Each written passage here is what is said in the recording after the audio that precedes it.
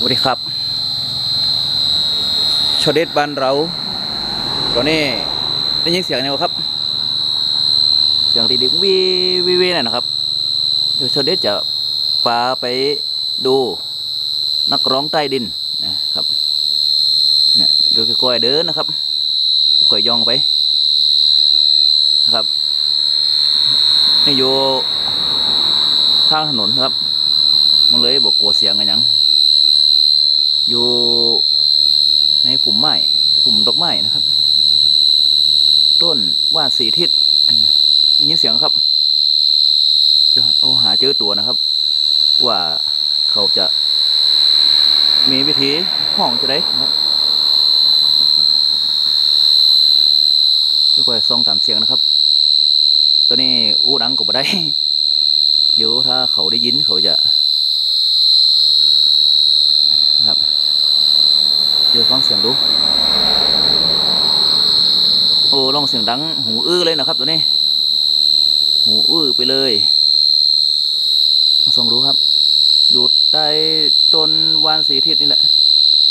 อยู่ตั้งเหนือเรียกว่าดอกเมษาก็ได้เนาะดอกเมษา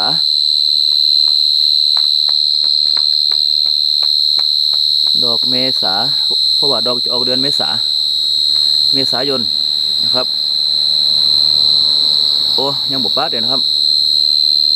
โอ้เสียงดังขนาดนี้เลยนะถ้าป้าเราจะให้ดูการทำงานของปืนใกล้ๆเนาะเจอแล้วครับหันก็เดี๋ยวเดี๋ยวจะซูมพอใกล้ๆหน่อย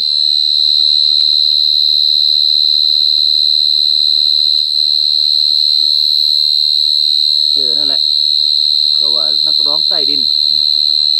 เขาจะทำงานด้วยกันเอาปีกสีกันนะครับเอาปีกสองข้างสีกันแต่ตัวนี้บกลัวเลยเนาะบกลัวเลยเพราะว่าอยู่ใกล้ถนนรถผ่านไปผ่านมาก็เลยว่าฉันไม่กลัวหรอกมีใครทำอะไรฉันได้นะลองเดี๋ยวจะได้ลองถ่ายใกล้ๆพอเนาะพอจะกลัวก็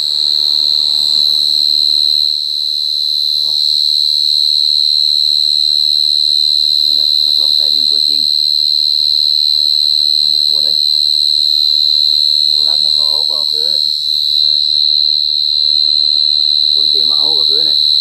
ใจแหลมตั้งเอาเลยนะครับได้สมอเล่เลย